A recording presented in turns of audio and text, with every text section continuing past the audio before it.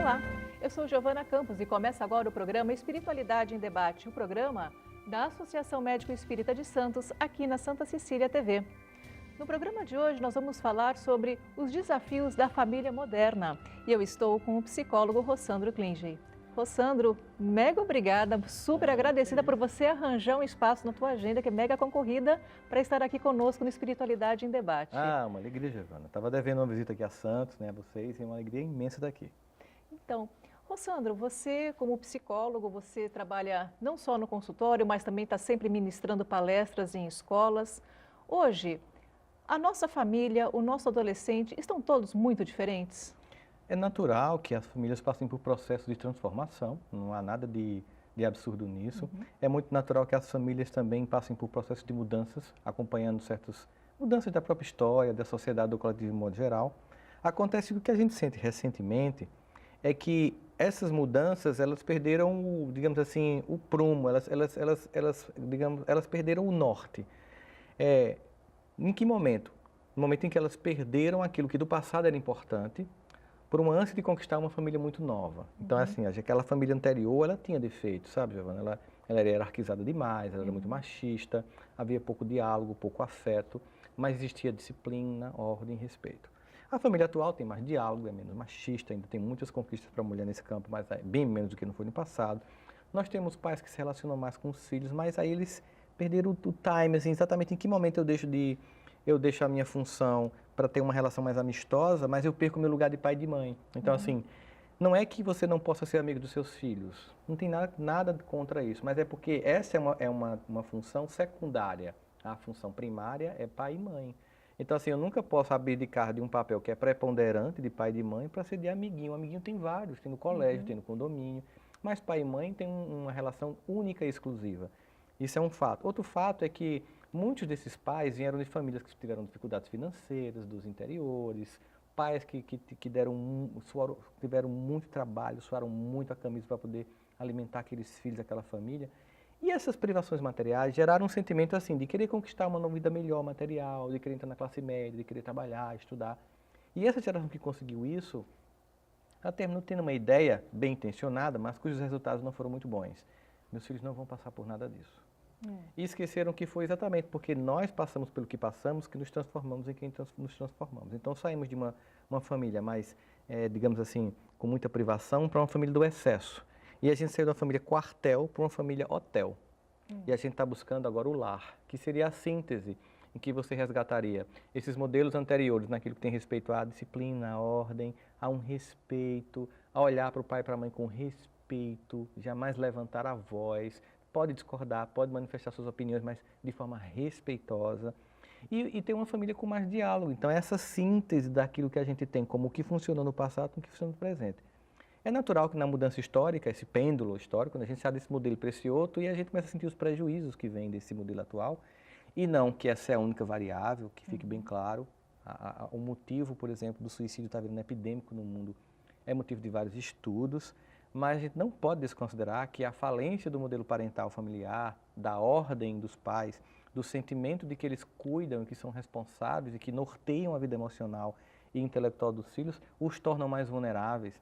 O fato de que, por exemplo, muitos desses pais tornaram a vida tão fácil, sem obrigações, apenas com prazer, sem que eles tenham que dar algum tipo de retorno no sentido de compromisso com a família, com o processo de aprendizado, desenvolvimento emocional, torna essas crianças e esses adolescentes tão vulneráveis que quando alguma coisa que era muito comum no passado e que a gente superava chorando, conversando com as pessoas, ouvindo uma música, tipo, acaba um namoro, né? As pessoas pensam em se matar, sabe? Não conseguem um padrão de consumo, eu penso em me matar.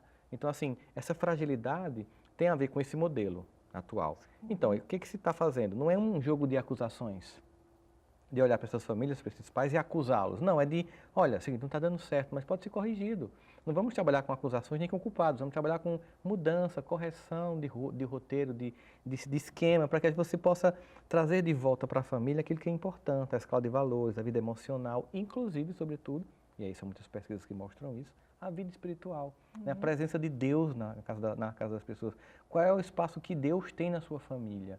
Será que você se reúne para ter um contato com o sagrado, com Deus, com a mesma intensidade que você se reúne, por exemplo, com todo mundo para ver um jogo de futebol? para ver uma série de streaming, Netflix? Será que existe nessa família um espaço para o sagrado, para Deus, que é um ente que provoca estabilidade emocional? Porque quando os seus filhos adolescentes se decepcionam com os pais, é uma coisa muito natural, porque eles começam a ver os defeitos, as incoerências. Esses desapontamentos, esses defeitos, já vem desde a nossa época, mas era uma coisa mais sutil, talvez. Sutil. Né? Quando a gente tem essa decepção com os pais, é uma coisa muito natural, a gente começa a perder o eixo. Mas quando você apresentou aos seus filhos a orientação espiritual religiosa, e tem Deus, ele tem assim, tudo bem, aqui é instável, pais oscilam, mães oscilam, pessoas que têm ambivalências, que têm incoerências, incongruências, mas Deus não. Deus é estável. E essa presença de Deus na vida das famílias, que muitas não têm deixado entrar, tem feito uma falta gigantesca. E aí tem um monte de pesquisas que mostram, e a gente sabe muito bem disso nas AMEs, né, a interrelação entre espiritualidade e saúde, ou seja, a religiosidade e a saúde, e o quanto isso repercute não só na saúde física, mas na estrutura familiar de um modo geral. E a questão também que hoje nós temos o limite, né? Tem pais que são extremamente rígidos e isso favorece uma rebeldia, que às vezes é natural do adolescente, e tem outros pais que praticamente faltam todos os limites, né? Como que a gente... existe um meio termo para esse equilíbrio. Limite? E, na verdade, assim, nunca se pode imaginar que existe receita de bolo para educar filhos. Eu sempre digo, quando eu faço palestras em escolas ou empresas de modo geral, não tem uma receita de bolo de como dar certo, mas tem como dar errado. Então, se você souber aquilo que pode dar errado e você evitar, a probabilidade que você dê certo aumenta bastante. Então, limites. O que são limites? Limites não é tolhimento da personalidade, da manifestação da individualidade do filho ou da filha.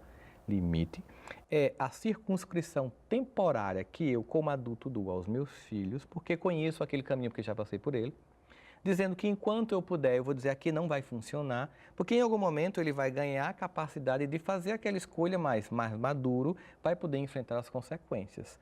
Então, o limite é uma circunscrição temporária de algum espaço de ação da criança ou do adolescente, que depois ele vai burlar naturalmente no processo de crescimento. É dever dos pais, né? Por exemplo, do mesmo jeito que a lei prevê abandono de incapaz, ou seja, você não pode deixar uma criança sozinha cuidando de si mesma, isso vale para a vida emocional também. Isso vale para a vida moral das crianças também. Você tem que ter o dever de passar esse conjunto de valores que vão criar o que a gente chamaria de resiliência, de caráter e de ações, ou seja, você vai desenvolver a capacidade de suportar as consequências das escolhas que você faz e saber como reagir diante da vida, inclusive saber fazer escolhas. Eu primeiro escolho por você, para depois você, nesse processo, aprender a escolher você mesmo. Então, o processo de empoderamento, para usar uma palavra muito atual, né, dos filhos, ele é gradual. Então, eu não vou pegar uma criança de 5 anos e levar para o shopping só. Não é assim que funciona? Então, eu tenho que gradualmente ir testando a capacidade dela de fazer atividades sozinhas. Primeiro você amarra o cadastro do filho, depois ele amarra só. Demora até ele fazer o 8, né? E assim a vida demora até você conseguir certas conquistas. Você tem que ir lá observando, limitando, e à medida que a criança vai mostrando capacidade, você vai soltando para ela ir expressando a sua individualidade. Certo. E isso também tem muito do saber escutar. Escutar. É preciso que os pais eles consigam ouvir o que os filhos têm a dizer. Mas é bom também que se diga, Giovana... Os dois lados, né? Escutar o filho e escutar o pai, né? Os pais de hoje escutam muito mais os filhos do que os pais do passado. Isso é fato, isso é uma conquista. Só que muitos pais entenderam escutar como obedecer. Uma coisa é escutar o que meu filho está questionando, ou solicitando, ou demandando. Outra coisa é obedecer tudo que ele pede. Então, escutar sim, mas fazer um filtro com a minha maturidade de adulto. Espero que você tenha. Se você não tiver, procure se ajudar, né? Senão você vai ser um adolescente, você não vai crescer. Então, se você tem essa maturidade, você escuta, faz o filtro de alguém que tem maturidade e experiência, diz assim, isso não, tudo bem, eu entendi, agora não, depois, porque na educação dos filhos, não é não que se diz, não é a proposta de sempre diga não, é pelo menos eu entender que agora não, para depois sim, quando você estiver mais maduro, mais capaz, com discernimento para fazer escolhas. Certo. E tem algo também que, nesse discernimento, né? Na nossa geração tinha muito, não, isso não é assunto de criança. E agora hoje tudo é assunto para ser debatido, seja de criança ou não. O que é o correto, o que é errado nessa Na temática? verdade, Tem que ter filtro sempre, né? Então, você não vai poder discutir uma criança de 3 anos de idade, você está começando a discutir assunto da sexualidade e ela entrar ali, você discutir uma coisa mais... A gente tem que ter filtro. A gente, na verdade, nossa infância tinha um lado legal que a gente podia ser criança de verdade, brincar. A gente estava mais tranquilo porque a gente sabia que a gente podia brincar e tinha quem cuidava da gente. E que, naturalmente, quando a gente queria participar, a gente ouvia, não, isso não é coisa de menina, tá? Mas, naturalmente, hoje a gente percebe que as crianças, inclusive, elas têm uma capacidade maior argumentativa. Criança hoje bota você no bolso brincando, porque elas são especialistas em defender as próprias causas, os seus próprios interesses, como nós também éramos, né? Só que como elas podem manifestar isso, a gente não podia. Então a gente, na verdade, está vendo, não é que elas têm mais capacidade do que nós tínhamos quando éramos crianças, elas têm mais possibilidade de expressar isso que nós não tínhamos, nós éramos tolhidos. Então, nesse modelo de tolher, nem o modelo de uma liberdade exacerbada, o equilíbrio, o caminho do meio, em qualquer tipo de atitude humana, na educação de filhos, na educação moral interna, na vida e sociedade, é sempre a pauta principal de qualquer coisa. Então, esse ponto de equilíbrio, então, é um grande desafio no dia atual para qualquer família? É um desafio grande que é importante que se diga o seguinte, você nunca vai conseguir 100% de equilíbrio. Porque eu vejo muito pai e muita mãe culpada porque quer ser um pai e uma mãe idealizado. E os nossos pais não foram pais ideais, eles foram os pais possíveis. Nós temos que ser os pais possíveis. Nós temos que ter uma relação com os filhos levando em consideração nossos limites. Então, a ideia de que eu nunca vou traumatizar, de que eu vou estar sempre sabendo o que dizer na hora certa, sempre tendo a lucidez de ter o comportamento correto, de fazer o acolhimento na medida e escutar sempre todas as dores, não tem como. Porque nós temos as nossas questões, nós oscilamos, tem a vida lá fora, o trabalho, a competição. O importante é que na família o que determina uma boa relação não é todos os dias bons, mas é que no contexto geral, certo? Digamos, não é uma fotografia, é um filme.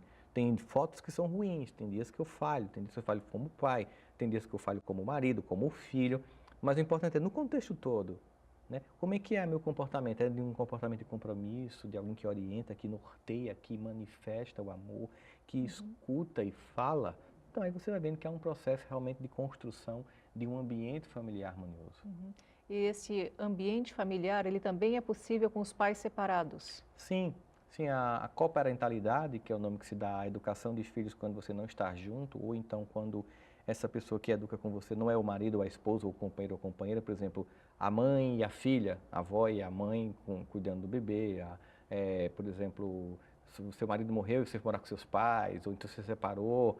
Então, pessoas que cuidam com você, ou então, numa separação, continuar no compromisso para além do conflito do casal. Claro que no primeiro momento tem que ter paciência, porque acabou de separar, tem aquele nível de conflito, tem que se respeitar esse tempo, esse luto, mas pensar assim, em nome de um amor muito maior, que é por esse ser ou por esses serzinhos que a gente tanto ama, eu preciso diminuir a escala de conflito com essa outra pessoa, porque nós temos um compromisso de educar essas pessoas aqui. Essa coparentalidade é funcional. Por exemplo, havia um mito de que filhos de pais separados seriam pessoas mais incapazes, com menos capacidade de conhecimento, iam tirar notas mais baixas, iam se desenvolver profissionalmente menos. E as pesquisas todas mostram que isso não tem a ver. Não que, por exemplo, no primeiro momento da separação não haja uma queda, que a criança precise de orientação, que se chegue junto, mas as crianças, se elas são resilientes, elas têm capacidade de depois se adaptar àquela situação e conseguir, passar daquele primeiro momento, dar uma resposta boa para a vida. Certo. Rossandro, a gente vai fazer um breve intervalo agora e nós voltamos já já.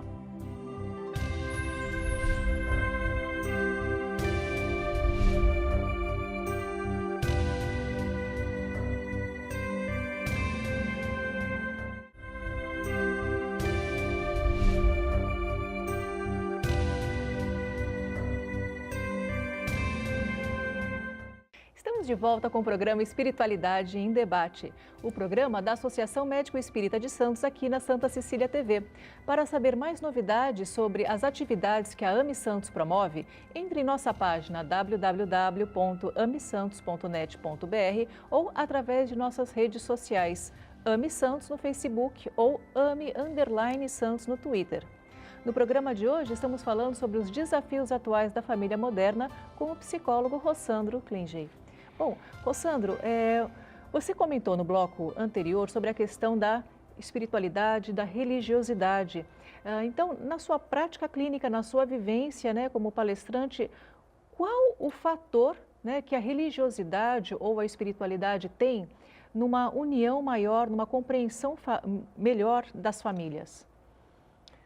Na verdade, quando você tem espaço para Deus, para o sagrado na sua casa, você cria primeiro um ambiente aglutinador da família, ou seja, um ponto de concordância em que todos vão buscar esse sagrado, esse transcendente, que responde àquilo que a gente não consegue responder. Então aqui, quando meu pai e minha mãe não sabem me dizer o que eu vou fazer na vida, porque eles estão limitados, existe um Deus que sim, que tem uma tradição, existe aí um evangelho cheio de mensagens maravilhosas. Existem livros assim, você pega ali Eclesiastes, Salmos, você tem ali tanta sabedoria acumulada ao longo da história que pode ser útil, e não somente para ser lido, mas para ser experimentado e vivenciado. E conforme as famílias costumam fazer, nos diversos espectros religiosos, aquele ambiente que nós chamamos de evangelho no lar, em que as famílias se reúnem para estudar, para ler, para aplicar, para discutir como aquilo que está sendo proposto ali se aplica à minha vida e ao meu cotidiano, é muito importante. Mas existem pesquisas sobre isso do mundo acadêmico, né? No Medline, que é o maior site de pesquisas que tem lá de artigos científicos na área médica, a gente vê que a quantidade de pesquisas feitas com a intersecção entre saúde e espiritualidade, ela é muito maior do que as pesquisas convencionais na área médica. Então, há realmente hoje, pela ciência, um olhar não mais curioso, mas de constatação de que, de fato, por exemplo, experiências de fé, de transcendência, de meditação, de caridade, geram ganhos significativos para o indivíduo e para a família e para o contexto coletivo. Então, sim, hoje em dia a gente sabe, não mais é apenas uma crença dos grupos religiosos, mas uma constatação científica, que a experiência com Deus ela é extremamente fundamental para o crescimento do indivíduo e da família. Certo. Bom, nós recebemos uma pergunta pelo Facebook, né, de uma família que realmente alicerçada, né, na sua religião. No caso, eles não são espíritas, mas tem uma religião onde eles frequentam toda semana e mantêm o filho também acompanhando, né, a parte infantil dessa religião. Só que falam que a criança não tem jeito, não tem limites e eles se desesperam. No que eles estão errando? Na verdade, assim, primeiro tem que ver o que é essa falta de limite, né? Às vezes a criança está precisando que os pais consigam nortear melhor a vida delas, para que elas possam sentir. Ou às vezes a criança, por exemplo, tem, sei lá, vamos imaginar aqui, como eu não tenho dados maiores sobre essa pergunta e o perfil dessa criança, eu vou estar aqui falando de forma generalística, né? Mas vamos imaginar que ela tem um transtorno positivo desafiador, né? Que ela, na verdade, tem aquela tendência de desafiar os pais e que, na verdade, com um diagnóstico correto, você pode executar um tratamento e tal. Mas, às vezes, não, a criança ela tem muita hiperatividade. Eu digo porque eu ainda tenho hiperatividade, minha mãe teve muito trabalho comigo. Eu dei muito trabalho a ela, né? Porque eu não parava, eu subia o tempo inteiro nos lugares, era uma coisa absurda. E até hoje eu sou inquieto, assim, eu fico mexendo as pernas, né? No avião, em casa e tal. Então, assim, aquela energia que inicialmente ela está sendo muito, digamos assim, inconveniente, mas se você começa a dosar, minha mãe fazia assim, esse menino não vai aprender, ele é muito inquieto, eu não gosto de estudar. Minha mãe disse, olha, eu acho que ele vai aprender do jeito dele, né? Essa energia que eu tinha antigamente, que era uma coisa muito ruim no colégio, é uma que me dá a capacidade de viajar 26 dias por mês e tá, de boa. Estava no Rio hoje de manhã, estou aqui em Santos, agora de noite ainda volto para São Paulo. Então, essa energia hoje me é útil. Se minha mãe tivesse tolhido isso em mim e tivesse dito que aquilo era um defeito, talvez tivesse sido muito ruim para mim. Então, as pessoas têm sua diversidade, às vezes também tem que ver essa questão. Senão, o jeito e como pegar essa energia não é tolher a criança, mas como dar um direcionamento positivo para essa energia que ela tem. Certo. E no caso, quando a criança acaba sendo normal em casa, comportada, mas dentro da escola ela tem parece que se transforma. Acontece. Como acontece o contrário. A criança lá fora é um gentleman, tal, em casa não faz favor nenhum, não pega um prato, né? Então, assim, na verdade, o comportamento de um ser humano, ele busca coerência. A gente tem que buscar coerência. Que eu tenho um comportamento, não é que eu vá ter sempre o mesmo comportamento em todo lugar, né? Mas que eu tenho o mínimo de coerência entre o meu comportamento do lar e o comportamento fora. O que você tem que ver é o seguinte, que tipo de comportamento ou de aprendizado meu filho teve em casa, para que ele saiba, por exemplo, que existe uma escala de valores que eu estou oferecendo enquanto família, que ela deve ser mantida mesmo na ausência dos pais. Então, será que eu não estou criando um filho que, quando ele está no ambiente coletivo, ele é muito influenciado, porque os valores que eu estou passando não são tão fortes, a ponto de que ele consiga, mesmo sob a influência desse coletivo, né, está sendo, digamos assim, coagido a se comportar assim? Por exemplo, você cria seu filho sabe que é errado fazer bullying, diz para você que não faz, e no colégio, quando todo mundo começa a brincar ou a fazer alguma coisa ruim com um coleguinha que tem alguma coisa, algum defeito na visão das crianças, que é muito comum isso, e aí ele vai junto também, não é hora de punir seu filho, é hora de chamar para um diálogo e se perguntar também, onde foi que eu errei, que eu não mostrei para o meu filho, que ele não podia fazer isso para ser aceito pelo grupo, por exemplo. Existe uma carta que o Martin Luther King manda para o pai dele, né? O Martin Luther King Jr., é um trecho famoso dessa carta que diz assim, papai, aqui na universidade eu não faço nada que eu não faria na sua frente. Então, o ideal é que conjunto de condutas e de princípios eu dou ao meu filho. Mas será que eu tenho apenas um discurso e não tenho uma prática? Porque filhos, eles não obedecem discurso, eles obedecem prática. Criança não se educa pelo discurso, mas pelo exemplo. Então, às vezes você diz muito, não faça isso, mas você é uma pessoa que no seu carro vai gritando as pessoas no trânsito, vai desrespeitando, fazendo piada com o vizinho, tendo comportamento infantil na rede social. Então, seu filho vê aquele comportamento e reproduz. Você finge para ele que é correto, ele também finge para você que é correto em casa, mas fora os dois se equivocam. Outra questão que a gente vê muito hoje em dia, né, que são os pais que trabalham fora, porque hoje é uma necessidade dos tempos modernos, né, você ter uma complementação de renda e acaba transferindo, né, esse cuidado para uma avó, para uma babá, dependendo da situação da família, ou às vezes até mesmo para a escola. Isso é correto, não é correto? Também há uma forma de se achar o equilíbrio nessa questão? Não é a questão, né, não é ser correto ou não, né, Giovana? É o que se pode fazer, né? Então, você simplesmente precisa trabalhar e você tem que deixar, sei lá, seu filho numa escola tempo integral. Aí a questão que entra, então, será o tempo que eu passo com meu filho, que é o grande responsável pela educação dele? Não vamos negar que, sobretudo nas fases iniciais da infância, quanto mais tempo, melhor para a criança. Mas não é uma realidade para todos. Mas também há muitas pesquisas que mostram que se você não tem todo esse tempo, pelo menos o tempo que você tiver, que seja realmente voltado para a educação do seu filho. Tem pessoas que saem, numa realidade, por exemplo, como São Paulo, né? Tem pessoas que saem de manhã, os filhos estão dormindo, e quando voltam, os filhos estão dormindo, só vêm no final de semana. Mas você pode mandar uma mensagem, você pode ligar, você pode deixar bem claro que você existe, que você cuida, que você se preocupa. Tem gente que passa o dia em casa com o filho, mas está no telefone, está no smartphone, está na rede social, está vendo TV, e o menino lá ao redor. Há uma indiferença, eu não estou com você, eu estou fisicamente junto. Então não é questão de tempo de presença física, mas é de doação emocional quando ele está comigo. Às vezes é tipo meia hora antes de dormir, quando você chega cansado do trabalho, você chega lá, bota para dormir, conversa como é que foi o dia, pergunta da escola, conta historinha, brinca, mostra, eu estou aqui, eu te amo, eu te acolho, eu te escuto. Sabe? Não importa se é 30 minutos, o importante é que isso seja dado todo dia para o filho. Isso é fundamental na infância, na adolescência? Sempre. Num casamento, se a gente não fizer isso, não rola. É verdade. Né? São dois adultos e se você não tiver um tempo de escutar como é que foi seu dia, você está bem, você está mal, me fala, tal, fazer uma brincadeira, um cafuné, tal. Se você não tiver esse cuidado, se você não regar, seres humanos são como plantas que precisam ser regadas. E jardim não é quantidade de água, é regar sempre. Certo. Bom, e o que mais que você encontra, né, na sua andança pelo país? Existem diferenças nas crianças em faixas sociais, em faixas econômicas ou mesmo regionais? Não existe muitas diferenças regionais, não. Né? O que a gente percebe é o seguinte, obviamente que crianças que estão em regiões periféricas, elas têm como um agravante para os riscos da educação delas, estar perto do mundo do tráfico. E aí é uma culpa social. É nós, enquanto sociedade brasileira, que temos uma culpa por não estar conseguindo criar uma estrutura mais justa de distribuição de renda de sociedade, de ambientação das pessoas para que elas... Porque imagina uma mãe que é obrigada a sair de manhãzinha para trabalhar e passa o dia inteiro fora, deixa o filho naquela comunidade, ela não tem como estar o tempo inteiro junto. Às vezes você, a mãe não deu atenção, mas caramba, ela passou o dia fora, não, sabe? Então, assim, precisamos criar ambientes mais saudáveis, precisamos criar ambientes que as crianças possam ter mais condição de estudar. Então, o ambiente de periferia, ele nesse sentido, ele aumenta o risco. Mesmo assim, tem famílias que ainda nesse contexto dão uma educação primorosa para os seus filhos, como também tem muito caso de pessoas de classe média alta que não dão educação nenhuma e que destroem a construção afetiva dos filhos. Não adianta você apenas permitir que ele nasça. É preciso que você também eduque. Senão você vai permitir que ele nasça, mas você vai cometer um aborto afetivo, não dando para ele as estruturas emocionais e psicológicas para que ele se torne um homem e uma mulher de bem. Então, essa questão, né, a gente vai até então para o planejamento familiar.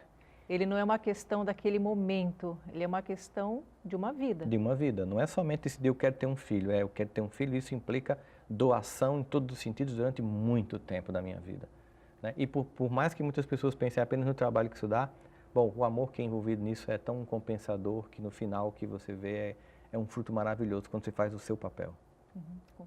Bom, Rossandro, a gente está chegando agora para o final do nosso programa. Nós temos ainda 2 minutinhos de programa. Eu gostaria que você conversasse com o pessoal de casa os desafios, como a gente pode minimizar esse desafio, qual é o grande recado que você tem para os pais ou educadores, que às vezes não são os pais, né, que estão em casa. O nosso grande objetivo é que nós possamos trazer para essas crianças que um dia serão adultos como nós, que a gente possa deixar como legado um sentimento de dever cumprido. E esse sentimento de dever cumprido tem a ver não com o que a gente deu, mas com o que a gente se deu. Acredite, vai ter um dia que, como aconteceu com muitos de vocês que estão me ouvindo aí, que a gente vai se despedir dos pais, a gente vai para um velório. E nesse dia é muito interessante que a gente aprende muita coisa. O que marca esse dia não é que brinquedo eu ganhei, se eu fui para a Disney, se eu usava roupa de marca. O que eu lembro num dia como esse, na hora que eu estou me despedindo, é aquele dia em que a mãe passou a noite inteira com a mão na sua testa até a febre baixar. Aquele final de semana, num feriadão, quando seu pai disse para você, não fique na praia até você se queimar, e você ficou. Ele passou a noite inteira dizendo, eu não disse que você ia se queimar, mas em nenhum momento saiu de perto de você e cuidou de você. O que fica são momentos simples de gesto de cuidado, de amor e de doação. Não se preocupe com o padrão de vida financeiro. Faça sua busca, conquiste sua independência financeira, mas se preocupe sobretudo com o padrão de vida moral da sua família. A maior herança que você pode dar para o seu filho é Deus e a educação. Com isso, todo o resto ele conquista. Rossandro, maravilhoso. E até para quem querer saber um pouco mais, né, sobre educação, né, sobre esses valores que você passa, você também escreve livros. Exato, Joana. Você pode falar um pouquinho dos livros, rapidamente? Tem uns 7 livros, mas para tematizar sobre o que a gente está falando hoje, tem um que é o Help Me Eduque. Né? Você pode comprar online, em todas as editoras, que é um livro que tem um apanhado de todas as pesquisas sobre educação de filhos em vários tipos de famílias, em vários tipos de contextos. E ele apesar de ser um livro cheio de pesquisas, ele é de linguagem extremamente didática e acessível. Eu procuro escrever exatamente como eu falo, para que todo mundo entenda. Estamos falando sobre todas as formas de educação de filhos, e é um livro que é uma contribuição para os pais, né? E não é receita de bolo, não é autoajuda, é um livro assim, como evitar equívocos, como aumentar o nível de acerto para que o projeto Esse Família seja fantástico e isso bem sucedido. É porque o pessoal às vezes fala, né, filho é como videogame, quando a cada fase vem uma fase mais complicada. Mais complicada, mas também vem muito amor no contexto, né? Vai compensando. Então, esse livro que você acabou falando é Help Me Eduque. Me Eduque. Né? Help Me Eduque, que é justamente como se fosse os filhos dizendo, cumpra seu papel, me eduque, não me bajule, não me dê coisas demais, limite, coloque lugares onde eu posso ir ou não, mostre para mim que sua experiência vai me servir de anteparo para que um dia eu possa caminhar sozinho, e tudo que representa esse papel de pai, de mãe, de educador na vida das pessoas. Indicado para o filho bebê até o filho adulto. Até o filho adulto, com certeza. Enquanto a gente está lá, a gente tem que cumprir nosso papel. Certo. Bom, Rossandro, agradeço demais a tua vinda aqui no Espiritualidade em Debate. Né? E a gente vai colocando sempre nossas páginas, tanto no Twitter como no Facebook, todas as atividades que o Rossandro vai fazendo, né, pelo Brasil afora, tá certo? Bom, você que está em casa já sabe, Espiritualidade em Debate inédito toda quarta-feira às 18 horas. Espero você semana que vem. Até lá!